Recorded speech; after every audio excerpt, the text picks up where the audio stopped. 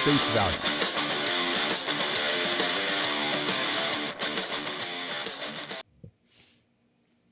What's up, everybody? Here we go again, episode 8 at Face Value. I'm Brian. And I'm Lucas.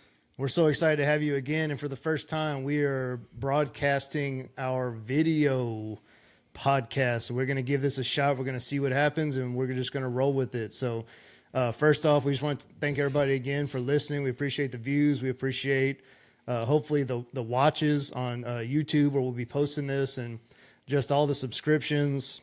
You know, we're as we do videos and stuff, we'll start doing different accounts. We're going to have Instagram accounts. We're going to have a TikTok, just different ways just to get kind of the content out there. So any way that you listen, even if you just listen, you know, to the audio podcast on Spotify or whatever it is, you know, we appreciate all of that. So we just ask you continue to follow and continue to listen, spread the news, share the love, and we're looking forward to it. So, I mean, we got a lot on the slate this week. I mean, we're kind of getting into the prime, kind of the best of like the sports year, really. Yeah, this is the best time of the year, no doubt. No doubt. Like, there's like so much going on. Like, the NFL preseason wrapped up this weekend. College football started over the weekend. The MLB races, like we talked about last week, are deep into their races right now. I mean, there's a lot going on. The Premier League started last week, so there's just a whole lot that's going on, and that's on the field, that's off the field. And so, I mean, really, we're just going to be covering a whole lot of things. So sticking with it. So one of the things that I've been wanting to talk to you, man, is it's kind of like the rich get richer, especially when you're the NFL, man. So have you seen any of the valuations of these teams? I have not. I assume the Cowboys are at the top. They always are. Of course, dude. Like, if there's one thing, Jerry is not a winner in the last 30 years, but there's one thing that he knows better than anybody. It's how to market his team. Money. He markets better than anybody. And so the Cowboys are marketed at $10.32 billion as a franchise. Didn't he buy it for like $20 million or something crazy? Yeah, dude. Like, back in 1988, he bought it for like $20 million. Like, he was like some oil, whatever you call it, like a mogul or whatever. And then, yeah, he decides to buy the Cowboys, and man, it's just skyrocketed ever since then. God, what an investment, man. But I would assume, I mean, obviously when you talk about the NFL, that's one of the biggest brands in the country, no doubt. So I'm sure there's multiple that are in the billions. I mean, like, I'm talking like 5, 6, 7 billion, like up there too. Yeah, I mean, there were several that were up there. I know, but like, the drop-off is also wild. So the Cowboys are 10.32, and then the next highest is the Rams at 7.79. Wow. So they're literally $2.5 billion more. Yeah, and that's one of the big things, right? The difference between $1 billion and $1 million is like, it's unbelievable. Like, it's hard to kind of comprehend that when you just say billion and million, but that's a lot of money. And the Rams, I mean, that's Stan Kroenke. That's the owner of Arsenal as well. He owns Arsenal. He owns the Colorado Avalanche. He owns the Denver Nuggets, and he owns the Rams. He owns all of them. Right. Yeah. Like, literally just a Mongol. And his wife is the daughter of Sam Walton, the guy from freaking Walmart. And so that's just a power couple, like, just like multiple, like, tens of billions of dollars. Like, they're stupid rich. It's kind of crazy. What does he do? Do you know? I mean, he runs, I guess, Kroenke Sports Enterprises is what he does now. I don't know how he made his money. He's just like one of those like entrepreneurs that like hit it big and started buying franchises. And obviously, whenever you buy a sports franchise in the U.S., I mean, it's gonna pay. That's unbelievable, dude. Like, it's crazy. He like Arsenal was like kind of like the Packers. They were kind of like a shared multiple owners, and then he just like went in there and he like, just bought took it over. Yeah, like bought majority and dude, like, yeah, it's crazy. It's nuts, dude. That's crazy. But yeah, I mean, people like when they can start marketing like that and buying teams like that, like it's. I remember. I think it was 5 years ago or something. Whenever Jerry Jones came out and said he wouldn't sell the Cowboys for less than $10 billion, and now he has the dollar sign to back it up. So, but he's going to give it to his son, right? Oh, yeah. I mean, like, for it's staying in sure. the family. Like, you don't give that up. It's going to Steven, and then I'm sure it'll just stay in the line, and eventually, you know, whether it's Steven that eventually sells it off or it's his heir, for lack of a better word, like whatever it ends up being. But it's like a family heirloom. You just don't get rid of it. Well, yeah, dude. There's I mean, no way. It's stupid it's too. priceless. Like, it's kind of like even like the Fords with the Lions. Like they've owned the Lions forever. Oh, really? Yeah. Yeah. Like I think they're the only ones that have ever owned them. Really? Well, it makes sense. they're only since like 1999 or Yeah. whatever the franchise started, but they've always owned that family, or that the family's always owned that. I think kind of the same kind of goes for like, Jerry Buss, like that whole family with the Lakers. Like I think that it's just always just been there. But And when something's printing money like that, like why would you? oh yeah, You know what I mean? Like, well, especially when it's a team like that that's that valuable. Like you're always going to make money regardless. every year the valuation just goes up. Like I saw something And merch today. Like and- they said Jalen Hurt, the Eagles quarterback. They said that he wasn't even born the last time the Cowboys made the NFC title game. So That's crazy. he's like gone through. Like they're like he was born, learned how to play football, went to Alabama, went to Oklahoma, went to Heisman, goes to the Super Bowl, all before he even gets to witness the Cowboys even go to an NFC title game. So Just shows you don't have to be good. Like, you just have to market. yeah, dude, you just keep marketing and. But there's no other team that can do that now. Like they've reached a certain point. Like, it doesn't matter how good the Rams market; they're never going to reach that. Like, No. the Cowboys have just solidified themselves as like the team with the money. Well, but even and think about like the in terms- recognition, brand recognition. Yeah, like, for sure. But I mean, even think of like terms of like Real Madrid. So like soccer is more of a worldwide, yeah, and even Real Madrid it has always been number 2 behind the Cowboys. Yeah. So it's like even something that's been as big and probably been around way longer than the Cowboys have. yeah, And still is not nearly as valuable. So it's kind of crazy to see. But very. hey, but man, if you make it work, make it work. But speaking of money, man, I know it's a conversation all the time, but dude, like the NIL stuff, it's kind of crazy. Like all this stuff going on. Like I know one thing that we were talking about before. It was so Mike Gundy, he came out and he said he was getting very frustrated, not with the NIL process, but pretty much what he told his players is, once the season starts, stop asking me for money. And so the way that they're combating that is they're putting QR codes on the back of their helmets to make money. So. I did see that, and honestly, that's creative. Yeah. That's a good tool to have. I mean, how much are they actually going to make? Like, who's going to freaking scan a QR code of like a backup center who's on the sideline and be like, Yeah. you know what, I'm going to give that guy some money, you know? But it's creative. I mean, Oh, they're for gonna sure. they're gonna get their airtime on TV for sure. And I mean, if fans want to donate, that's creative. If anything, that's creative. Well, and like the way that I saw somebody sell it, it was like, say like your quarterback or your receiver makes like a big play, gets like a 50-yard play downfield. It's like, it's almost like a tip for a big play. God. Like, so the helmet's going to pop up because, they just made the big catch. So you pause, scan that QR code real quick, and you just give them, hey, here's a quick $100 for getting 50 yards there, dude. Like, Dude, I'm curious how much they're actually gonna like make off. I that. do Like, at wonder, the end of like- the season, I want to see the numbers. Like, that's very. I do interesting. hope that they have like a running total that they can like send out there and be like, hey, Oklahoma State made $15,000 this week. I mean, on, that would be NIL. cool. Like, That would be very cool. Like- I mean, that's very creative, and especially with a school like Oklahoma State. I mean, obviously they have big donors, like that big oil monger dude who like he like built the stadium. What is it? T. Boone Pickens, I think is his name. Oh, yeah. Like he's crazy rich, and he donated like a ton of money to re-innovate their stadium and their baseball facilities and everything. Right. But like Oklahoma State's not like one of those big money bringing like programs. So like you got to get creative to like get these players paid at least For a little sure. bit, especially when you don't have a ton of donors coming in for that NIL stuff. Yeah, I was gonna say if you're pushing to be in the top of the Big 12, I mean, this is now like one of your better opportunities. Like, I mean, Yeah. I know you haven't even picked to get it this year, so Yeah.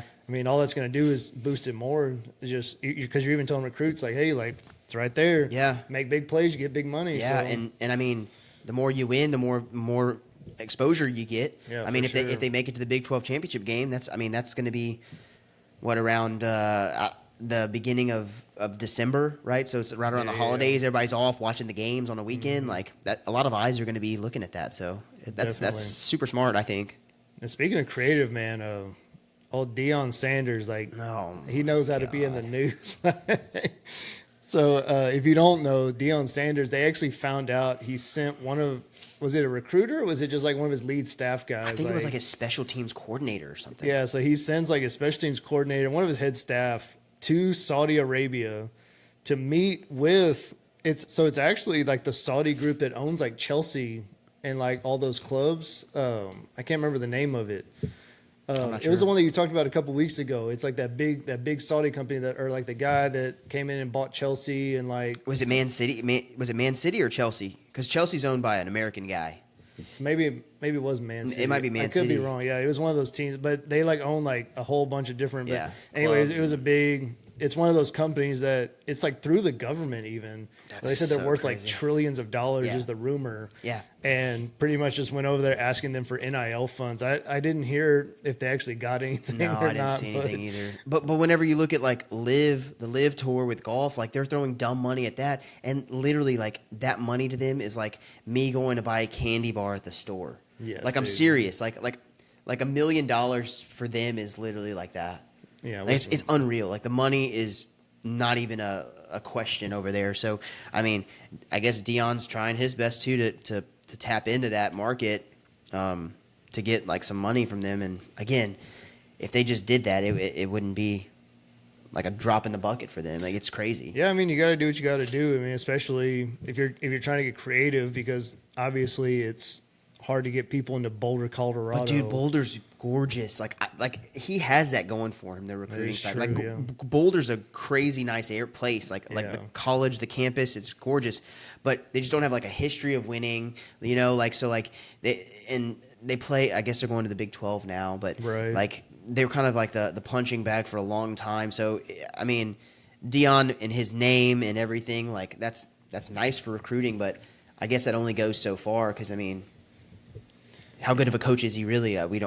We still don't know. Like he did well whenever he was over at Jackson State. Jackson State, yeah. He did well, but I mean, he also had Travis Hunter playing against like kids. Oh, yeah, you know what for I mean? sure. Yeah, yeah. So that's one thing. And then whenever he went to Colorado, obviously a lot of injuries on the offensive line. It remains to be seen kind of what he does, but I mean, bringing in Saudi money, I mean, that's going to bring some kids over. Yeah, man. I mean, yeah, because if you just have somebody that's just funding you nonstop, I mean, yeah, why would you pass that? Kind of like up? Oregon. So, I mean, yeah, that's pretty much unlimited cash there too. yeah, it's just a blank check, pretty much. Yeah. But so I don't know. I mean, like I said, I never heard if they actually got anything out of it. I mean, Yeah, I don't I know. would be very surprised if they actually did. Yeah. But I mean, it doesn't hurt to try. I mean, Not at all.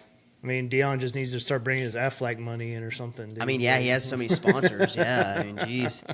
But yeah, with the college talking about college football, it obviously started this weekend too. Yeah, dude. I was working, so I didn't really get to watch like the prime time game, or it wasn't prime time, but the big game of the week, which was the Georgia Tech Florida State game. Yeah, man. I caught a little bit, but Arsenal was also playing at the time, so Yeah, I was for watching sure. Arsenal. Yeah, I was bouncing back and forth. I did catch the SMU game, and then I actually watched the New Mexico and Montana State Montana game. State. Dude, that was wild ending. But you watched more of the Florida State game. What were your thoughts? What were your takeaways? Obviously, Florida State lost. Well, dude, it was kind of crazy because so I was expecting a pretty low scoring game just because like I always feel like whenever you go on like when you travel somewhere like that defense usually prevails just because like offense can be a little stagnant. But dude, like Florida State drove down. I think it went 5 plays, 75 yards. Like drove down like nothing. They score easy. And so, I mean, we were texting the group chat like, oh, man, Florida State's about to roll. And then Georgia Tech literally flips the field and they go straight down. Just right down their throats. I'm sure that, Yeah, I saw dude. they ran the ball a ton. Yeah, dude, like they ran like nobody's business. Like I know in our prize picks, like we had God. the quarterback and running back both on the under Under. rushing yards, and they both went soaring over them. Yeah. So And then over on the Florida State kid. yeah, dude. So they Bad I beat. mean, yeah, they ran all over the field, and so, but I mean, that kind of goes to show, like Florida State's front seven was like their strength last year. So good. and they lost every single one of yeah. them. So good last year. So, but I mean, Georgia Tech, I mean, like they actually impressed me. I was surprised because, I mean, like I said, they scored back. I mean, it was 4 minutes. It was 7-7. Yeah. And then, it kind of went stagnant after that. It was 14-14 at half. But then, man, like, and it was just nobody scored in the third quarter, and then it was just that back and forth in the fourth quarter. And I mean, Florida State, even just to tie the game, 21-21. I mean, they went for it was 4th and 8, I think, on a twice. Really? And there was still like 7 minutes left in the game. They went for it twice and ended up scoring Dang. to tie it, and then Georgia Tech. I mean, they just chipped away. And then obviously they end up, winning the game-winning field goal. So, I mean, I don't know what that means long term because, I mean, I know both of you. I mean, you and I were both like not super high on Florida State to begin with, but I was also not very high at all on Georgia Tech. No, Like, I mean, we didn't even cover them. Yeah, I mean, they've been one of like the preview. lower teams in general. So, and what's crazy is like they run the ball so much. I keep up with recruiting quite a bit. I think I saw that they pulled like a 5-star offensive tackle that's coming in this class. So really, they're doing some things over there. I mean, they're going to run the ball. Is it a new head coach? Well, it's his second year. I think he's second year. Yeah. So, because they were the big triple option team for a long time. Well, and he's an O-line guy. Yeah. Because I know after the game they interviewed him and asked him what he thought about them running the ball, and he was like, "Are you kidding me?" He's like, "Run the ball." Yeah. But whenever you go up against a team with like a solid front line, like a top of the tier SEC, or even Clemson, like a Clemson where they have those big 5 stars on the defensive line, like it's gonna be tougher to run the ball, especially if you're kind of just over and over and not doing any play action. I didn't watch the game. I don't know how much they threw the ball at all. But Haynes King, I mean, he's definitely a runner. I'll say he threw when he needed to. I mean, he wasn't just shredding like a game management for kind of sure. thing. Yeah. But they were talking during the broadcast that he's potentially one of like the more underrated quarterbacks out there, and part of it is because obviously like he was supposed to be the guy at A&M, and that's why he's so good. And then now. He ended up leaving. And then goes to Georgia Tech, and I mean, like he wasn't even supposed to be the starter last year. Really? So I think it was an injury that ended up getting him the starting spot, and then he ends up obviously now he's a starter this year, and he started off the season well. I mean, he made big passes when he needed to. He made big runs when he needed to. I mean, a lot of their offense really seems to key on. I mean, like you said, it's the run game. I mean, there was a lot of read option. There was a lot of just ground and pound. Yeah, a lot of just chipping the way and then making the passes when you need to. So 4 yards a carry, man. Yeah, First down every time. That's what they say. 3 yards and a cloud of dust. That's right. That's right. No, but going back to Florida State, man. Like, I mean, obviously they can and could run the table, but I mean, I think their playoff hopes are pretty shot. Like they have a huge uphill battle now, well, especially with their strength of schedule. Yeah, it's a huge uphill battle now. Which again, I didn't have them in the playoff, but strength of schedule now for some of the other teams. I only had one when I predicted my 12. I only had one ACC team in, and it was Miami. Right. But I mean, that might show that the conference might not be that good. Yeah. And one team only might get in. Well, and I think that's what it's going to come down to, too, is it's going to be the 1 or 2 games in the conference schedule that's going to make the difference. Yeah. So, I'm kind of interested to see what kind of comes out of this. I mean, I still don't see Georgia Tech as being like a potential favorite, but No, I agree. But it definitely does, because Florida State, I mean, they were number 10. I mean, they'll probably drop to 17 to 20, I would assume, from here. Yeah, they have an uphill battle. It probably, I mean, I don't know what Georgia Tech's ranking was, like if they were top 35, I doubt it. I would say, so if they were outside, say, the top 40, I mean, like, they could potentially drop to 22, 23. Yeah, like, they could pop in for sure. Yeah, I mean, I'm just talking about Florida State, too, like, dropping. Like, I don't think they'll drop them out of the rankings, but, I mean, they'll definitely knock them down. I think Georgia Tech could pop in. Obviously, it doesn't. It's super early. It doesn't matter where you're at right now. Yeah. They got to take care of business everywhere else. But I mean, there's some games on Florida State's schedule that can boost their resume. They have Cal, they have Clemson, they have Miami, Notre Dame. If they win those games, if they win out, they're in. Yeah, I was gonna say, like, those would be the big two. Is they're gonna have to beat Miami and they're gonna have to beat Clemson. Even Notre Dame, that would be a big win. For sure. Depending on what they do, obviously, because Notre Dame's schedule is absolutely garbage. Oh yeah, other than A&M and then Florida State. Well, yeah, but they're playing an ACC schedule. Yeah. It's an ACC schedule with other games plugged in. Yeah, so, yeah. Like, I mean, you have like your A&M and then USC at the end. I think Stanford. They have Stanford. I think too. they play Stanford. Yeah. Like, so it's like always like those games that they play every year. Yeah. So, but I think I still think now Miami and Clemson are the two front runners for sure. But what I saw, I don't know if you saw this, but I'm pretty sure I heard something on another podcast that they were saying that, because we were kind of talking about like the bracket on how everything works. I'm pretty sure the 4 conference winners, they get the top 4 seeds no matter what. So if you win the conference, you're automatically the top 4. I didn't know that. Well, the top 4 ranked. Yeah, they're going to be 1, Yeah. 2, 3, and 4. Yeah, So if Georgia wins, they're going to be 1, Right. and so on. Or I mean, maybe Ohio State's 1, but Yeah. that really doesn't matter as much. But I didn't know that, and so actually, it might be is it the top? No, Liberty or So like your top ranked. they go to 12. Yeah, I your think. top 5 ranked. So like essentially what they're assuming is that whoever that 5th team is going to be the 12th seed. Because like Like if the 5th conference champion. yes. Yeah. So yeah. like if it's like Liberty or Texas State, like Yeah. they'll be ranked like 20, 21, And they'll which will obviously be the get to the lowest 12. ranked conference champion. So they would be the lowest ranked team. Yeah. So they would go to 12. See, I was under the assumption that like say Miami wins the conference and they're number 7, they end up number 7 on there. They would just stay at 7. I didn't know they would bump them all the way to 4. No. Yeah. Okay.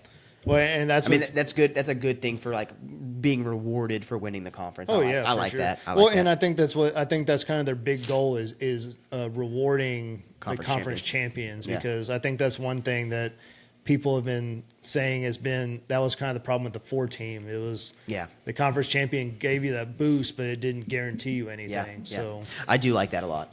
I like that setup. Did you watch any of the other games though? I didn't watch. I kind of watched here and there. One thing I will say is that my dark horse SMU kind of has me worried now. Dude, yeah, they look rough. They won, but They golly, did pull it out. I mean, Nevada has been so bad Yes. the last several years, and to be losing, I mean, it was 24-13 and a half. Yeah. And then they ended up winning 29-24, but I was like, that golly, that was a very, very close call. I don't know. Again, it just remains to be seen with them. Obviously, the Big 12 we talked about, it's going to be like just a bloodbath. People are just going to knock each other out. Yeah. But if they play like that against Oklahoma State, Kansas State, West Virginia, like, good luck. I don't know if they're on their schedule, but some of the top teams. You're in the wrong conference. It's the ACC. Oh, they are? Yeah. Wait, are they? Yeah. Oh, they are. I thought they were in the Big 12. Yeah. Oh, no. then they're screwed. Yeah. I mean, I guess they're not. Maybe they're not because, like we just talked about, like they're not. The next most difficult game is Florida State. Exactly. Okay. Yeah. I mean they're by no means out of it. I mean. Never mind. Yeah, they'll be okay. And I mean, maybe it was just a fluke, but maybe it was just the real deal. I mean, dude, that would make so much more sense if they would have went to the Big 12. Oh yeah, I mean, but nothing ever makes sense. Yeah. I mean, the quarterback, he went 17 for 30 for 254 yards. Yeah. I mean, they only had 100 yards rushing. So I'm a little under the weather right now too, so that's why my voice is a little weird and I'm not thinking straight. It made me think of that Family Guy episode where Peter gets sick and Lois is more attracted to him because his voice is all more deep, raspy. So we're doing it for the pod. That's we're right. Really getting that bass into it. That's exactly right. No, that makes me feel a little bit better now that I'm looking at their schedule. Yeah, I mean Louisville, they have to go to Louisville, which might be tough, and I don't know what Duke's going to be like, but I mean, well, dude, and then the other game, Hawaii, dude, I did not stay up for that, dude. Dude, I chugged NyQuil and went to bed. Well, so they played at 11 o'clock at night. It was way too late. So if you miss Pac-12 After Dark, just stay up for the Hawaii crapshoot that goes on, and they play midnight because Hawaii's on their own time zone. But no chance. But dude, I mean, they were favored by 40 points against Delaware State, and I was like, dude, there's no way. I don't care how bad Delaware State is. Hawaii is absolutely garbage. Yeah. And obviously it's Division I, Division II, so I mean they won by 21. Is that what the spread was? It was 40.5. Oh my god, did you hammer that? No, I didn't. But, dude, I should have. But yeah, man. But so I mean, it's for the first weekend. Obviously the big game there was the Florida State Georgia Tech, and it was super cool. If you watch the game, playing in that Dublin stadium, it's just cool to see that, man. Dude, I saw the game-winning field goal on a highlight. Yeah, that looked kind of rough to kind of kick it with that background. Oh yeah, that was a weird background. It's kind of a weird, yeah. It's gray and silver and I don't know, it was just weird. But dude, and the stands were 10 rows. There was only 10 rows of people. It felt like there was nobody behind it. Yeah, I wonder how many people are actually there. I mean, it couldn't be more than there's probably only those probably feel 30,000 maybe. Yeah, probably 30. I would say the majority of those stadiums aren't very big, but I would say probably 30. I do like those stadium designs though. I think Seattle's the only one. it's like those stadiums where like they curve that top to trap the noise. Yeah. Like, I don't know why every stadium doesn't do that. Like, I don't know. You know, again, going back to Jerry World, I mean, that thing's like wide open. Like, I've literally never been. I mean, it's a beautiful stadium, but it doesn't trap noise. It's so crazy you say that, like, because I saw a TikTok of like this British dude like going over and reviewing like the stadiums that like the World Cup is going to play in, and he was like, oh my god, like he was looking at like SoFi and like all these things, like that is awesome. And like we talk about like the stadiums over there, like they're built for like that, like intimacy too, like everything's so close as well, like being so far removed away from the action. Like with the big screen in Jerry World, like I would just watch that thing probably. Well, dude, and like I want to go into SoFi. I mean, that stadium is unbelievable. Like, I mean, dude, like it's a dome stadium technically, but it's got open siding. So I remember like 3 or 4 years ago, they had to go inside during lightning because because there's like the off chance the lightning can like come sideways. Oh my god! It was when John Gruden was still coaching the Raiders because they were playing there. God. And so they were like, "Oh, we have a lightning delay," and he's like, like, that's awesome. Yeah, it didn't make any sense, but dude, that's a crazy stadium, man. And I'm pretty sure Stan Kroenke, the owner of the Rams, literally built it with his own money. Well, I mean, it was a $5 billion stadium. Yeah, like like I remember the Cowboys was a big deal because it was like 1.1, and then then they come out with that, and then I think the Raiders was like 2 or 3 billion. Like, I mean, but being in LA, like how often does it really rain and lightning in LA? Like it's very rare. So I mean, like that's and then you want that opening because like their weather's always so mild. Like you don't have the heat like you do here in South Texas. So I mean, it's kind of it's a little different for sure. But yeah, man. So. Obviously, the NCAA is going to crank up a lot more. We're going to talk a lot more about it once it does start cranking up, just because there's going to be a lot of bigger and better games that are coming up. Oh, dude! Even next week, there's some big matchups next week. Yeah, man, like the kickoff weekend. Yeah, there's going to be some good ones, and the best part is that the NFL hasn't started yet, so you're going to have a game on Sunday and Monday night. So yeah. So that's kind of the fun part about it. So like, if you love college football, like it's Thursday, Friday, Saturday, Sunday, Monday, like you're straight through Labor Day, Labor Day, like all the Labor way Day through. slate. That's right. I guess that does make sense why they do it that way too. So it's gonna be a lot of fun, man. But I'm a little nervous for the Sunday game, but yeah, dude, what you thinking? Or you want to go? You want to wait and go into that a little? Yeah, bit yeah. later, We'll make our picks a little bit later. Yeah. But staying with football though, I've been kind of watching. I don't watch the NFL preseason very much, just because. I mean, like spring training in baseball, it's kind of like, and like with preseason football, you just have to be careful. So like people always wonder like why your starters don't play more, but it's like also that like it's that difficult balance because you want your starters to play and you want them to get tuned up, game ready, yeah. But also like because it's a physical sport, like it takes one hit and then like you're, like for example, like JJ McCarthy. Fighting for a starting spot as a quarterback for the Vikings, and he gets knocked out for the season, because he has to have knee surgery. So it's kind of one of those things where it's like, do you play your guys? Do you not? For me, I wish they would play a little bit. Like one thing I rant about every single offseason is that Dak Prescott does not play in the preseason at all. He never plays the preseason. Why? Because it's like the off chance that like he gets hurt, which again, I understand that side of it, but also it takes him, if you watch him historically about the first 3 or 4 games, every single season, he's not in sync. Like he's out of tune. And it's like, man, if only there were 3 games that meant nothing before the season started, that you could just play like 2 or 3 drives.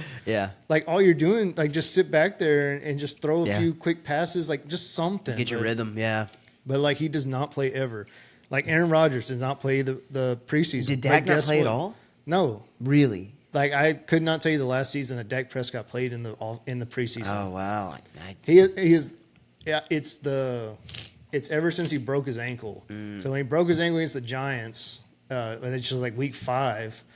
Ever since then, he's never played in the preseason. Because I was always under the assumption whenever I was watching the NFL more regularly, like back then, pretty much the second to last preseason game, the starters typically would go the whole first half, and then the second half they would sit out, and then the last game of the preseason, like almost no starter ever played. Yeah. Like that was just pretty much a wash. Like they're getting their last reps in to see who's getting cut from the team For sure. and making the roster. But is that still how it kind of goes, or? I mean, pretty much like. Because you can bet on these games, by the way. Like people are making bank on these games because they're like, oh, that's under. They're not going to play. Well, I watch people on X one too. drive Like they're like, well, like yesterday, somebody picked the Cowboys to win by 3.5. I'm like, how can you possibly predict an NFL team winning? Oh my god! Like, dude, like their starters, like especially, it's like Dak does not play. No. So like your starter does not play. Like your running backs are going to play 2 or 3 series. But dude, I'm sure. And so like you're betting on these NFL teams backups against each other. I guarantee you, like those like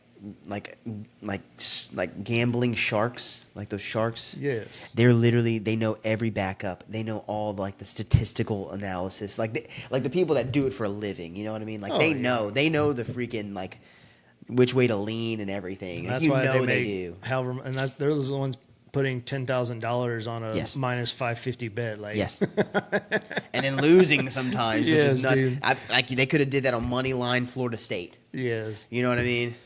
That's crazy. Dude. But yeah, so I will say that the person that gets more reps than anybody for the Cowboys is their kicker. Like they do like every preseason. So they signed Brandon Aubrey before last season out of the USFL. Okay. And I mean he was the best kicker in the league last year, and he missed his first kick of the season. He didn't miss another one the rest of the season. I think he missed like one extra point in the playoff game or something, which not that it mattered. But yeah. Anyway, but dude, he made a 66-yard field goal the other day. Did he really? He hit the net.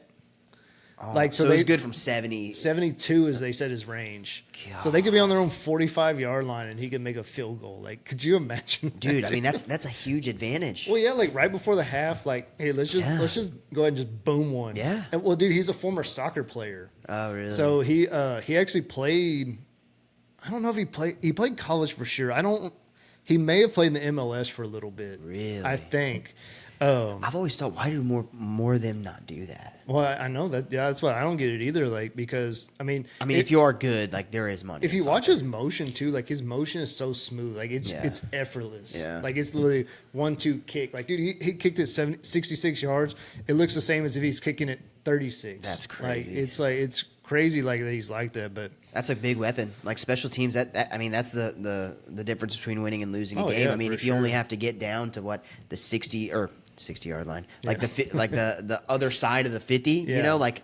Oh yeah, for sure. I think Dak should be able to do that. Well, maybe we'll see. Like get 2 first downs after a touchback, like that's doable. Yeah, for sure. But we'll cover the NFL next week because NFL does start September 4th. I know I'm a lot more excited than you are, but you'll take the reins on that. I'll take the reins on that, and we'll roll with it, and it'll be fun. But one thing I was looking at, just to cover a little bit, was the preseason of each of the quarterbacks. So there were 6 quarterbacks taken in the draft this year. Yeah. So they went 1, 2, 3, 8, 10, and 12, and I mean, like I was just kind of just going through, just looking at the stats. Like again, like I'm not watching the games a lot. I mean, I would watch little highlights here, but I was mostly looking at the stats, just seeing like how they compare. So like, I know like the NFL is trying to hype up Caleb Williams right off the bat. So he goes number 1 out of USC, which, I mean, like I know we were never really super high on him, but it was always one of those things where you knew it was going to happen, whether he should be or not. But I mean, he played 2 preseason games. So they played the Hall of Fame game. So the Bears and the Texans, they played 4 games. So everybody else played 3. But the Hall of Fame game, you always play like an extra one. The first one. So he didn't play the Hall of Fame game. So their second game, he goes 4 for 7 for 95 yards. And their third game, his second game, he goes 6 for 13 for 75 yards. So again, it's kind of like, I think it's preseason. Yeah, I mean, I do think the Bears will be better this year because I think their defense is going to be improved, and I also think like they did get some weapons around him. Like he has good receivers. Yeah.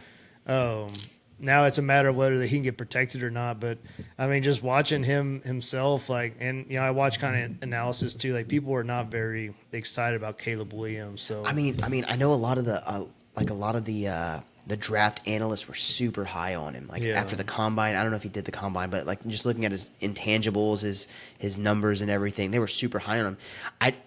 I mean, obviously he's a Heisman winning quarterback. Like he like his junior year or sophomore year at USC, he was unreal. But I feel like he's such a head case. It can go either way. Yeah, like you know what I mean? Like being that big of a head case, like is he actually gonna put in the time and the effort to be an elite quarterback? Because that's what it comes down to. Yeah. Like in the NFL, and I mean, talent can only get you so far in the NFL, right? In college, if you're that good, talent can take over. Like you saw Johnny Manziel, like he literally sure. like he took over. He took over games. Goes to the NFL, kind of a head case, like didn't want to put in the time and the work. And I mean, obviously that's an extreme example, but I've always thought Caleb Williams is kind of like that, just like the holdout thing that he did to the Bears because he wanted more money. Like, if you're doing those types of things, like it's not really a good look to be the leader of a major franchise. You know what I mean? Right, for sure. And so that's the one thing I think about Caleb Williams is going to hurt him in the NFL. And was he? I'm guessing they got the deal done, and he's now the projected starter. I would assume. Yeah. Like they pretty much before they even started practice, like they'd already named him the starter. Which and I couldn't even tell you who his backup is. So Yeah, I don't even know, but probably Ryan Fitzpatrick. but it's magic. Dude. Yeah, but no. And then I did see because I follow a lot of the LSU socials that Jaden Daniels was named the starter in Washington now. Yeah, man. He I mean, don't know like how he did. his stats are nothing to call home about. I mean, he went 2 for 3 for 45 yards in one game, and he went 10 for 12 and 75 yards in another game. So, dude, that's a pretty good he's completion efficient. percentage. I was gonna say he's efficient for sure. But so on one side, Caleb Williams has a lot of weapons. On the other side, Jaden Daniels has no weapons. Really? Like, I actually think that the Commanders, I was going to call them the Redskins. I don't want to get canceled already. I mean, dude, they're fighting to get it back. I hear so. Well, they're not the actual Native American the Native American tribes are. Yeah. Anyway, but I think they actually just traded one of their better receivers to the Eagles, like Jahan Dotson. So what? Yeah. Are they trying to tank again? Dude, I don't know. Well, still, like they've been tanking since they won a championship in 1987 or whatever it was. But that's crazy. I don't know, dude. Like, as long as Dan Snyder is with the Commanders, then they're going to be awful, and I hope he's there forever. Because just not a good guy either. Again, as a Cowboys fan, like you just want to be there. Yeah, I mean, when you got your cheerleaders, doing escort service for you, then it's usually a bad look. Yeah, just not a good guy. But so I don't know, man. But I mean, I think he will be. I mean, I think because he's mobile, I think he'll be good. Now, but I could also see him. Injuries. Well, I was gonna say I could also see him ended up like RG3. Yeah. So like RG3 was a very mobile quarterback with a good arm. Yeah. And he lasted about 3 years. And then he kind of fell off, but but I think RG3 though, like he was injury prone to begin with. I'm not gonna get too into the weeds, but as a physical therapist, like his like form with jumping and everything, like literally in school, like we were shown like stilled images of his like broad jump and vertical jumps, and it was just an ACL waiting to happen. Really, it was crazy. And again, that's not to say like he like most of his injuries were like non-contact too. Like, and that's exactly what happens.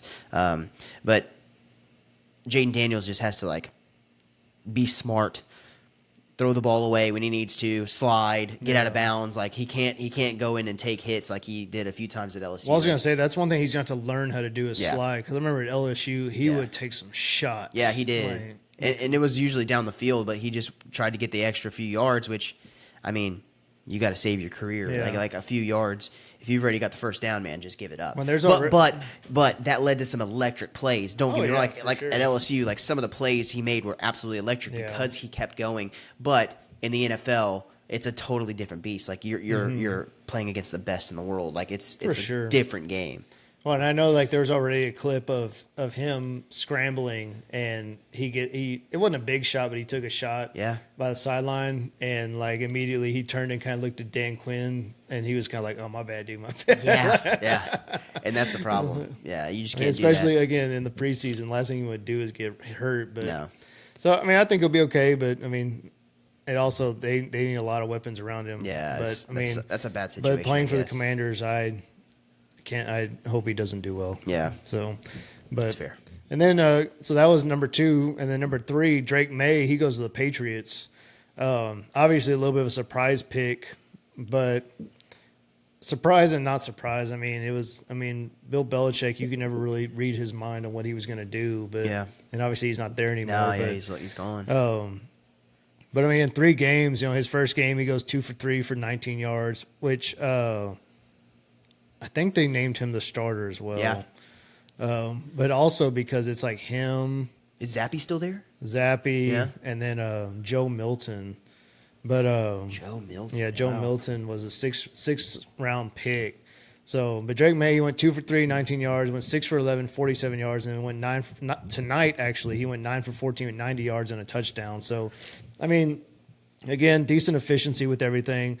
I was listening to, it was another podcast. I don't know the name, but I saw it on TikTok, and the guy was, I guess he's a Tennessee or he's an SEC guy, whatever. And he was talking about how, like, people are hyped up on Joe Milton. Really? Like, they love Joe Milton. I mean, they loved him in Tennessee for well, sure. and that's what he said. He was like, one thing about Joe Milton, he's like, he must be the greatest practice guy in the world. He goes, because he would practice, he must be practicing like crazy. He goes, and then he gets in the games and absolutely just fall to pieces. Yeah. So he goes, I don't know what it is, but he said, but they loved him. Some Joe Milton, but I don't think there's any way. I mean, you drive Drake May number 3 overall, you're not going to play a 6th round pick over him. You got to. But we'll see what happens. I mean, he played all 3 games. I mean, even if it was limited action, I mean, so I think they're trying to see what exactly he's got. So, I mean, I think it'll be interesting. I think Jacoby Brissett is there too, which he's been there a few stints. But I mean, you got to cut one of them at some point. Yeah, and I mean, it'll probably be Zappy, honestly. You can't hold 3 quarterbacks. Yeah, and I mean, Zappy's one of those. I think he works hard, but I think just as far as like intangibles, I think he just lacks a little bit behind the other ones, and which you hate to see because he's a Victoria guy, so you want him to succeed, but and he may end up somewhere else. But somebody might pick him up. But I think it's just because of the numbers and whatever. I just don't think he'll be the one to make it. Yeah. Sorry. And then Michael Penix, obviously that was the biggest first round pick. Dude, he played in the first preseason game, went 9 for 16 for 104 yards. Wow. And didn't play again. Really? And the only way I can think that is the case. Where'd he go? He went to the Falcons. Falcons, okay. But the problem is that they signed Kirk Cousins in the offseason to like a big contract. And so the only thing I can see is because it was already, obviously it's already a major controversy that he got drafted at all. They got drafted, especially that high, because Kirk Cousins thinking like, oh, they're going to bring me some weapons. Yeah. And then they do that. So yeah. The only thing I can think is that Arthur Blank was like, we are not going to have a quarterback controversy. Yeah. And so he was like, we signed this guy to big money. We're going to let him play at least 1 or 2 years. And then down the road, we can see if Penix can do it. But well, that's the same kind of thing that happened with Rodgers and Jordan Love, right? Yeah. Didn't they draft Jordan Love in I think in the first round? It was from Cal, right? But yeah, but did he come from Cal? No, it was. I know Rodgers was at Cal. I don't remember, but that's beside the point. But that was a big controversy at the time too, because obviously you have Rodgers won a Super Bowl there, and then you're getting his backup. And I know for the longest time they did not draft any receivers at all for Rodgers. It was like 5 or 6 straight years. It's crazy. They would not weapons. Well, not even. It wasn't even like not even a receiver. It was they did not draft an offensive player. Yeah, it was crazy. Yeah. Yeah, so I mean, I can understand why you don't want to have the controversy over there with Cousins and obviously Penix, but I mean, eventually Penix is probably going to be the starter, you would think. But I mean, but his injury history too, though, like that's a big thing. Like when he was at Indiana, he was always like every year, like I think all 3 years. Yeah, for sure. And he's not young, like he's not like a. I think he was like a 5th or 6th year guy at Washington. I think he's like 24, 25 already. He's close at least. Yeah. So that's gonna be an interesting kind of like. How things are going to kind of play out over there in Atlanta.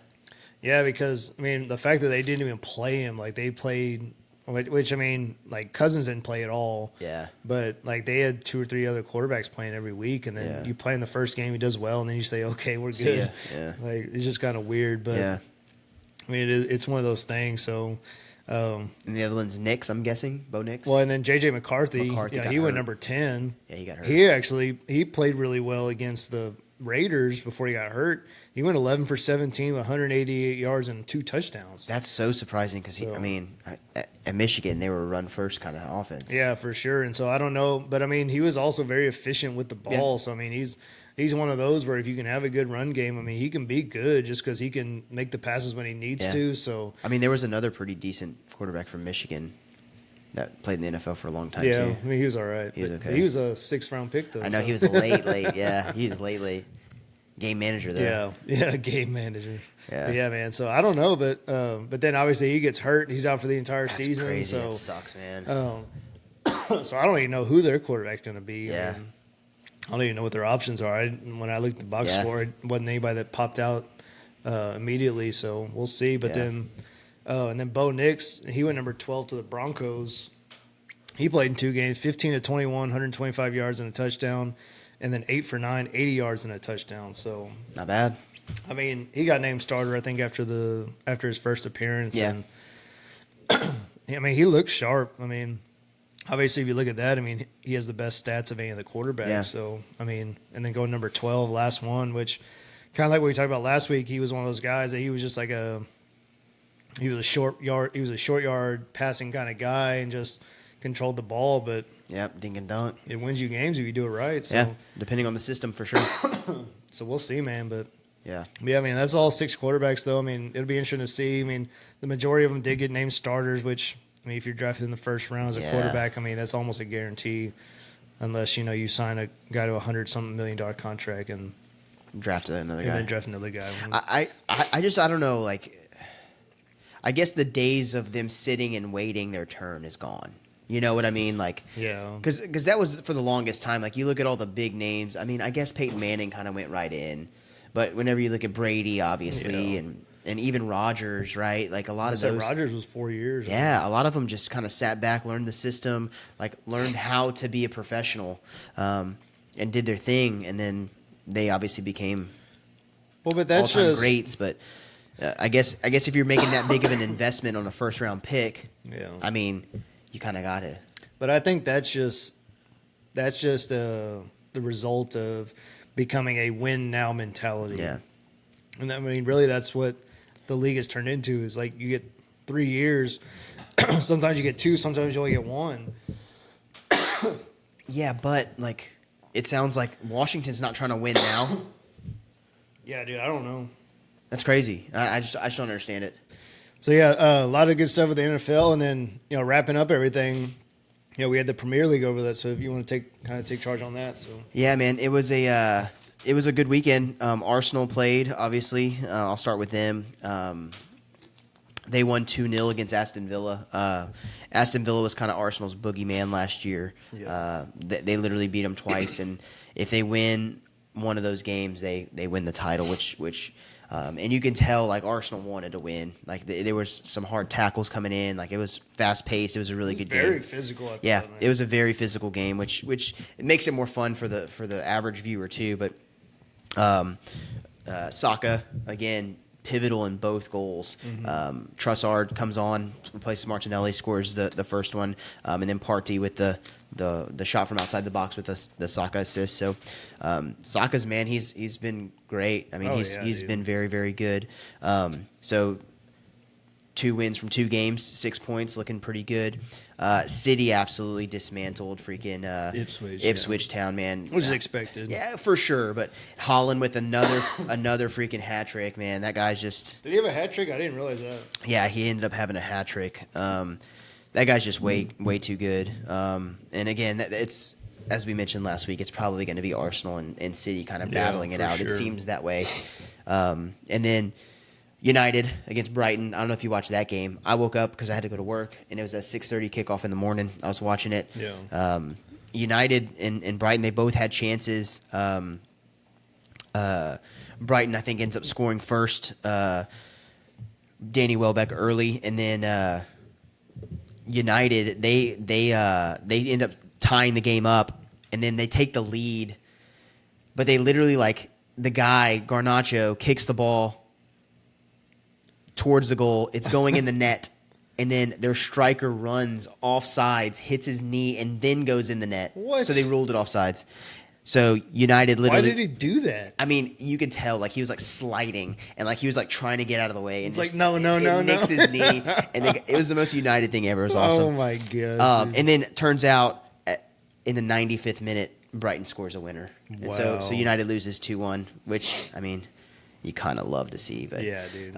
it was crazy. But Brighton's a very good team. That's who Arsenal plays next week. Brighton is always like XG crazy. Like they can create goals. Like it's nuts. They were one of those last year. Like they started off cold and then they went in like a hot streak. Like they were tough to beat for a while. Dude, like they're one of those teams like Aston Villa last year was my like cash cow. Brighton's always one of those teams too, especially when they're playing like some of the lower competition. Like take them money line. Like they're very good. Tottenham beat Everton 4-0. I think Everton's gone. I think this is the year they finally get relegated. I'm still trying to figure out how they didn't get relegated last year because didn't they have that 10-point penalty too? And then they freaking just went off and won a bunch of games. But I think this is the year they finally get relegated because they look very, very bad. And then the last are Chelsea and Wolves 6-2. Dude, Chelsea rolled. Yeah, dude, they looked in attack. They look very good. Dude, that was almost like a statement for them. Yeah. Because dude, I watched most of the second half, and dude, like they were just rolling. Yeah. And then dude, it's like the 85th minute, they're up 6-2, and they were still pushing. Like they were going for a 7th goal. Like there was no like sit back and like let's just roll with this. Like, But dude, the crazy thing about Chelsea is next week they probably won't score a single goal. Like that's like, just how Chelsea is. Yeah. Like that's just how they are. And then Liverpool, they played Brentford or like later in the day and they won 2-0 today. They look sharp too. Yeah, they do. I mean, it might be a pretty good title race. Obviously last year with City, Arsenal, and Liverpool, those are the three. They were really kind of battling it out, and then Liverpool kind of fell off and ended up being a 2-horse race. But it could be a 3-horse again, which would be awesome. Dude, not a good game, but did you watch what happened in Bournemouth and Newcastle? I did. Was it the handball at the end? Yeah, I did. Yeah. So like Bournemouth was gonna win. Yeah. And they dealt that because I know Newcastle was like a big favorite. I think. Yeah. And Bournemouth was gonna win it. And dude, they were so fired up. And then Yeah. they came back. And dude, like I don't know. It was a little controversial for me. I mean, I know obviously the manager, he was fired up about it. But Yeah. Saudi Arabia bought Newcastle, by the way. That's it. Going Just buying little throwback to earlier in the pod, but yeah, Newcastle. Yeah, that's brutal for Bournemouth because I mean I think they're going to be flirting with relegation too this year as well. So that's 2 points that they could have had that they didn't get. Yeah, which that's sucks crazy, for them. man. But with VAR, those kind of things happen more frequently than I would like. yeah, and I think that's kind of it's going to be one of the biggest sticking points is always going to be like the VAR. It's just and like some of those calls with offsides is just like a toe off. Yeah. You know, like it's like how much of an advantage are they actually getting from that? You know, like Arsene Wenger, who's Arsenal's previous head coach, he's like with FIFA and like he's like working with them. Like he had a pretty good. I like it honestly. I think it'll lead to more goals and it'll be a little bit more attacking friendly. It'd make defending a lot harder for sure. But his idea was that any part of your body that's onside would be on like an onside position. So if your whole body, if your foot is on the line with pretty the much defender, reversing it. Exactly. And I think that would be.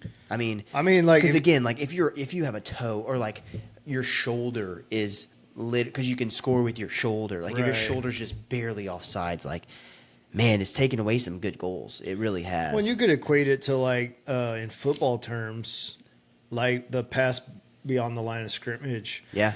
If there's any part of your body behind the line of scrimmage, you're behind the line of scrimmage. So. Exactly. I like it. I really do. But yeah, that's kind of a quick Premier League wrap up for this week. Won't spend too much time with it because again, there's what 38 games in a season and then Champions League and everything. So we won't dwell too much. But that's kind of the weekly roundup with that. Yeah, I mean, like the top teams that were supposed to win for the most part, they won. So I mean, United didn't. But yeah, except for United. But it's great.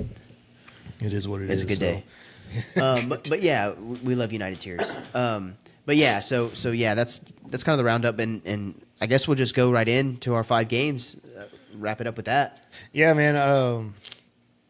So it's the beginning of the season, and so like you don't have like your top games coming in, but I think there are some good ones that are coming in. So, we'll do our 5 here, but then also, we'll post it out, and we want to hear from you. And I think Lucas covered a little bit last week. We'll do a little contest where we'll have a big, or not a big, but we'll have a prize at the end of the season. We'll do a running tally. So if you join in now or in week 5, like we'll do a running tally of like your record, and we'll kind of see how we all compare to each other. Like we'll pick our games here on the podcast, and then you can send yours in however you want to send them in, and then we'll just do a running tally, and we'll post that on our social media for you to see. So yeah, and we'll have a spreadsheet rolling. We'll kind of add up all the wins that you have. So again, as Brian said, like in week 5, if you decide to jump in, then we'll just start tallying it up from then. And the person with the most wins, and this is outright pick 'em. So just pick the winners. Let us know in the comments on Facebook. Let us know if you want to text us, whatever you want to do. Just reach out to us and get your 5 picks in every week, and we'll tally it up for you guys. Yeah, we started doing spread stuff. Like, man. No. I mean, our buddy Aaron would have no wins. Oh, yeah. Talking to you, Aaron. No, but yeah, it'll be a fun little thing to kind of get some engagement with you guys, and have a little bit of fun while the season goes on. So, first game. Roll into it, yep. Yeah, first game, Notre Dame A&M. Who you got? I think I couldn't cover this on one of the earlier, but I mean, it's hard for me to pass up Aggie at home beginning of the season. I mean, you're going to have 105,000 fans there. I mean, like, there's going to be all that hype around Connor Wegman and everything else. Mike Elko's first game with A&M. I mean, I think it's going to be just kind of one of those things where I think it's going to be a close back-and-forth game.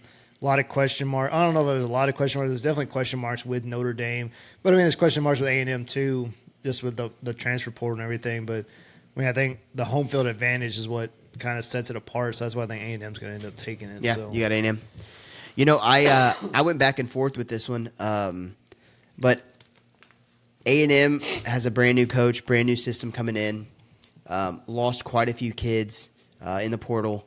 We saw what happened, A&M against Appalachian State. Notre Dame's a much better team on paper than Appalachian State. I honestly think Notre Dame wins. Yeah. I'm not very high on Notre Dame, but I didn't pick them to make the playoff. But it's going to be a tough game. I think it'll be close. I don't know what the opening spread was, but it's A&M's favored by 3.5. Right 3.5, yeah, and that's pretty much a pick 'em. Yeah. It's just a home field advantage for them. For So sure. So typically they give about 3 points, 2 to 3 points, 2.5 for home field. Yeah. So I mean, it's going to be a pick 'em, and I think Notre Dame wins it again because A&M has a lot of new faces in the program, kind of trying to figure things out. Yeah, so, for sure. Defensively, A&M is going to be really good. I just think Notre Dame comes in and wins. Yeah. I got Notre Dame. Should be a good one. Yeah. Especially kick off that Saturday. I think it's 11 a.m. Yeah, I think that's the first game that day, which is going to be good. Yeah.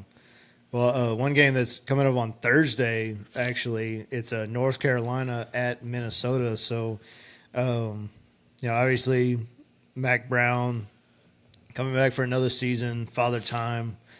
God, he's still at it. Yeah, dude. Lost Drake May, so obviously anytime you lose your starting quarterback, there's automatically going to be question marks with everything. So, and then Minnesota is just one of those. Like I think we cover them a little bit with the Big Ten. I mean, they're just kind of a middle of the pack. Try to get to 6-7 wins and then get into a bowl game. But I mean, I think just with different question marks. I'll let you lead this one. Yeah, I mean, I got North Carolina. Yeah. I think Mac Brown, it seems to be, he always starts off super hot. He gets the team fired up at the beginning of the season. They typically fall off towards the end of the season. It is at Minnesota, but it's also early in the season where it's not 20 degrees in Minnesota yet. So that's going to be helpful too, depending on the time when North Carolina's there. Sure. So I got North Carolina. I know they lost Drake May. That's a big loss, but Mac Brown gets his team up, and I think they go into Minnesota and get the win. Yeah, man. Like one of the biggest things that I think is like Minnesota went on like an absolutely horrendous losing streak to end the season last year. Yeah. And I think PJ Fleck, I think he's a good guy. I think he's a good motivational guy, but I just don't know like what he has left as far as like reaching that peak. And so I mean, I think North Carolina right now is just a better team. I mean, I think Minnesota is one of those that they can win it when it gets cold, just because they use the elements to their advantage. But I mean, I think right now, I think North Carolina, even though they have new pieces coming in, I mean, I think they're still the one to beat. The over-under, by the way, is 50.5. Oh, And under. one thing that we know is Big Ten unders prevail. Like, Under. dude, Minnesota, they scored like 0 points last year. Under. But they also they did not give up very many points either. They run the ball and they play defense. You know that's what they're going to do. Exactly, and it's at home, so Yeah, under. Hit that under. It's Thursday at 7:00. Yeah, and earlier you mentioned it's hard to recruit to Colorado. How hard is it to recruit to freaking Minnesota? You know what I mean? And that's another thing. I just don't think they have the same talent that North Carolina has. So No, I mean, yeah. Going on to the next one. This is actually the 11:00 game on Saturday. The A&M, right. the A&M and Notre Dame is at 6:30. The 11:00 kickoff is going to be Clemson, Georgia. That's a pretty good first start to the Saturday. Who you got? I put them in here because we needed 5 games, but I don't. Man, dude, and it's at Georgia, which the spread's 13.5, and I mean, I picked Clemson to win the ACC, but I mean, Georgia has a lot coming back, more than they usually have coming back from a year prior, and so I mean, I think it's just going to be. You think it's a too bloodbath? I You think it's a don't- blowout? I don't think it'll. I think they win by at least 3 scores, honestly. Really? Yeah. And a lot of that is because Kirby Smart is the king of being the underdog when you're not an underdog. Yeah. So if you remember 2 years ago, they won the I do. national championship, and I do. they're number 1 the entire season, and he's over there saying we're the underdog in this game, and Yeah. literally nobody's saying that. Yeah, he's like, nobody thought we were going to be here. We're like, dude, everybody thought you were It's going to be dude, here. guy. nobody, Yeah. nobody thought you weren't going to be there. Yeah. So I mean, I think he's going to use that to his advantage. He's going to get his team fired up. I mean, I think Kirby Smart. I think I think he can be as good, if not better, than Nick Saban in the long term. I No. mean, dude, you don't think so? No. I don't know. I love Kirby Smart. I don't. But Dude, it took him so long to get to the top 2. He struggled hard. And how many natties have they won? 2. Yeah. Yeah. He's got a lot to go. Well, yeah, he's got a lot to go, but he's still pretty young, I think. I mean, I don't know how old he is, but dude, Saban, I don't think we ever see I Saban again. said could be. Yeah, So I don't think we see Saban again. he can definitely be up there, I think. So. Yeah. So you got Georgia? Yeah, for sure. I got Georgia too. I think it's going to be closer than people think, though. I think it's going to be a closer game. What's the spread? Do you know have 13.5. 13.5. Yeah, so 2 touchdowns. I think that's probably about where it's going to be. Yeah. I don't think it'll be 3 scores. I don't think it's going to be a blowout. I think Georgia. I mean, other than Bama last year, this is the toughest test that they've had in a while because their schedule last year was absolutely dog water. It was bad. For sure, It was yeah, no, awful. I agree. So I think this is going to be a tough test for them. It is in Georgia. It's in Atlanta, so it's kind of a neutral site, but it's not. Yeah. But I don't think Clemson's very far from Atlanta, if I'm not South mistaken. Carolina, Yeah, so. I'm not mistaken. But there's going to be a lot of Clemson fans in there too. But I think Georgia ultimately wins, but I think the game will be closer than people think. I think that 10-ish range is probably where it's going to end up. I think. personally- I think Georgia covers for sure. You think they cover? Yeah. Because I mean, well, Is that your lock of the wasn't week? there a stat? Lock it in. Lock it in. Wasn't there a stat last week that we talked, or last year that we kind of talked about, Them home and them Georgia away. would always cover at home, but then they would never cover on the road or something. But it's not at home. yeah, but Technically, it is. It's a neutral site, but I don't know. I think it'll be. I don't think they cover. I think it'll be close. I think. So you think it'd be under 13? I think Or it, 13 or under? Yeah. I think it'll be closer than that. I hope it is because that'll make me feel a lot better about my ACC pick. So Yeah, true. I just Georgia's gonna be very good. Yeah. I just don't think they're gonna be as dominant as they were 2 years ago. I think one thing that Clemson does have is they have a good pass rush. Yeah. So if they can get to Carson Beck and give him problems, I mean, then for I sure, mean, dude, Bama last year was not a good football team, and they blew them out in the SEC championship Yeah. game. Blew them out the door, and that was also in Atlanta. Yeah, that is true. So I mean, with Georgia, it remains to be seen for me. Obviously, they have a little bit of the benefit of the doubt for me, but until they play some higher level competition, I got to see it first for sure. But I still think Georgia wins. Yeah. And then our last Saturday game is Miami at Florida. I believe that Miami's favored by 2.5. Yeah. And I think a lot of that is probably because, like, I think the expectation is that Florida will be better this year. I mean, they can't be worse. I mean, they can be worse. Do you think they will be, though? I mean, kind of. I think. Was this year 3 under I can't remember his name. Under the head coach's system, though? Yes, it is year 3, but he's on the hot seat. Oh, like, yeah. He's on the hot scalding. seat, yeah. I think they can be worse, and they lost Corey Raymond, their DB coach. They've lost a few coordinators, too. I don't know. I don't think they're going to be great. ESPN Analytics actually gives Florida a 58% chance of winning. And that's probably because they're at home. And that's where the 2.5 comes in. Oh, yeah, for sure. That home field kind of thing. But they're Miami's favored by 2.5. Oh, really? Yeah. That's probably about right. It would be much larger if it was at Miami. Yeah. I think. It would be a touchdown game if it was at Miami, I think. Yeah. Who you got? So you think Miami wins it? I got Miami. Yeah. Yeah. No, I agree. That's my champion. I know that's your champion, but I mean, I think it will be. I mean, I think it'll be close. I mean, it's a rivalry game. Yeah. So, I mean, I think State of Florida. I would say it would be touchdown max, but just because, I mean, Florida, like, because of the expectations and everything, I mean, if they lose this one, dude, like, it's going to get ugly. Oh, yeah. Just because, I mean, I know we talked about when we covered the SEC, but their schedule is brutal. So if they lose this very, one, very it tough could schedule. go downhill in a hurry. Yeah. So Billy Napier's his name. Napier, yeah. So I think there is a sense of urgency for Florida, not just for the season, but just in week 1, seeing like this is where we're at. And so I think even if you lose and it's by like a field goal or something, I don't think it's the end of the world. But if you lose by 10, 14 points, I mean, are we going to go as far as saying this is a must-win for Florida, though, with that schedule? I think so. I mean, with everything coming up, their end of their season is dumb. Yeah. Georgia at Texas, LSU at home, Ole Miss at home. They ended with Florida State. Obviously, we saw what Florida State was yesterday or this past weekend, but that's a brutal end to the schedule. Yeah, so, I mean, I think this is a must-win. This is going to kind of determine kind of where they go this season. For sure. It's going to be a launching pad or an absolute plane crash. Yeah, which is more likely. I think so. Yeah. I mean, I honestly, I'd be surprised if Billy Napier makes it through the season. Nah. I think he'll make it about halfway. Yeah, I think he's going to get. And then when they start 1-5 or something, then it. Oh God, yeah.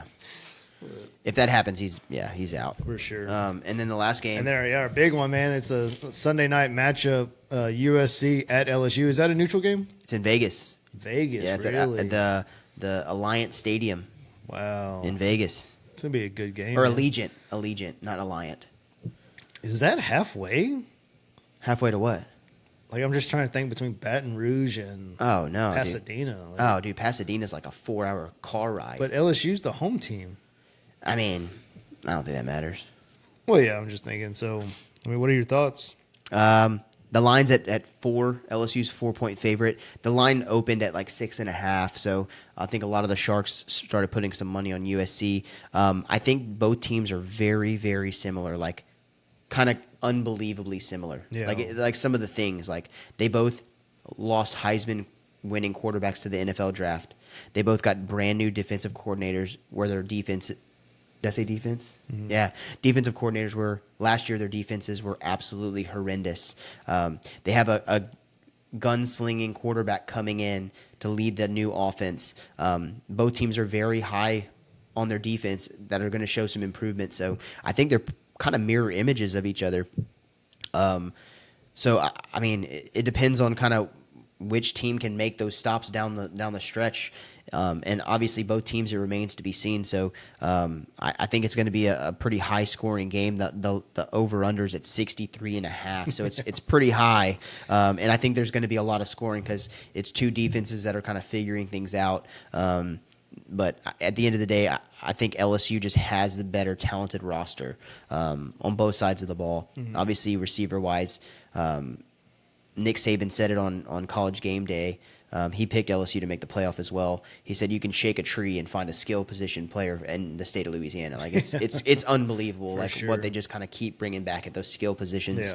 Yeah. And I think LSU's offensive line is one of the best in the country. When you talk about their starting five, again, it just remains to be seen on the defensive side of the ball. But I think with the new coordinator coming in, a lot of people are very high on the defensive side of the ball to make some improvements. I'm not saying they're going to be a top 30 defense in the country, but I think if they're around the 60, 70 mark, they're going to win some big games. Yeah, they show some sort of improvement. Yeah. I mean, you can't be 121st in pass defense in the country. Yeah, but out I mean, of 130, that's also, that's unreal. That's what killed USC though too last year, was that their defense was horrendous. I mean, like their offense would score points, and then they were just giving up more than what they were scoring. Wasn't the Colorado game like a 60-58 game or something crazy? Yeah, it was unbelievable. Yeah, just back and forth. Well, and then they went on like that 3-game losing streak where they were giving up like 50 points a game. Yeah. I mean, I don't even think that's an exaggeration. Like they were giving up insane amount of points, and that's when Caleb Williams went and cried to his mom in the stands. Yeah. It's like, yeah, there's your number one pick. Yeah, Jesus Christ. Yeah. Who you got? I mean, I think just as far as weapons and everything else, I think LSU does win the game. I do wonder if travel impacts it, but I know they also go up on like a Wednesday. Yeah. So, I mean, like they'll be there the whole weekend, but it's just really. Are they going to go to the casinos, though? That's what. Like, well, Dude, that's a distraction. I mean, man. that's what I really was going to say. Like, and it's almost like a bowl game. Like, especially going to Vegas, it's all the distractions and like there's going to be all the hype around it, and I mean, just everything like that. I mean, you don't have to worry about game day, college game day being there since it's on a Sunday. Yeah. But I mean, I still think there's just going to be a lot going on, and so it's just staying focused for the game. And so, like, if you're playing at USC, I think you probably have a lot more exposure to stuff like that. For and sure. Then like what you're saying is like, you have all these kids that are playing at LSU, but they're from that area, so they're not used to that kind of really scene, I would say. I mean, LaBerge is down the road from Kansas. I was gonna say I was say you have Bourbon Street and you have all that other stuff, but LaBerge Casino is right down the street. It's a 5-minute drive from campus at LSU. The Golden Nugget, it's like but man, I think LSU. I think they still have the better talent. I think it is going to be a very high scoring game. I mean, 63.5 is definitely attainable. For sure. I will most likely stay away from that. I'm not touching it. Yeah. But I mean, I see it somewhere in like the 40s, like 41-35 or something like that. I could see it being something like that, but and then watch it end up being like 21-14 or something. Yeah. Like, all of a sudden, defensive slugfest.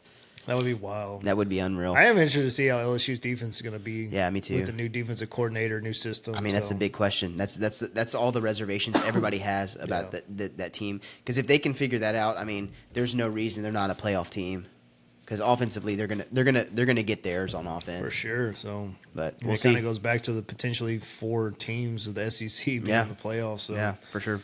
But so we pretty much 4 picks. Same, and then our only difference really was the A&M and Notre Dame. Yep, A&M Notre Dame. I think that's fair. And I think as we get further into the season, we have more close matchups. I think that will diverse. And we'll have a little bit more information about these teams in general, right? Yeah, for This is sure. the first game. It's the first week of the season, so we're kind of going on a lot of last year's kind of things and a lot of expectations for these teams. And so when it plays out, we'll see kind of how those teams look and kind of go from there. But yeah, don't forget to send in your 5 picks so we can kind of track that over the course of the season and get the winners their prizes. And again, I mean, I'm going to have the prize because, I got this in the bag. You buy yourself a shirt. That's right, dude. That's right. But I mean, and again, like we said in a previous episode, like, whether you know a lot or you don't know anything, like, just send something in. Like, I mean, for all you know, you may get the win just because you picked the color jersey. Like, who cares? It's for fun. Yep.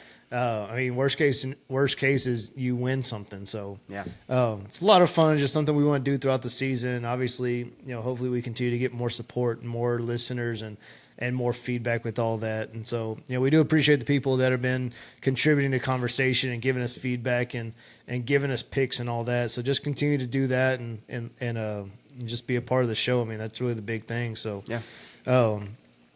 But that's where we'll wrap up today, man. Yeah, so I'm down. It's been fun.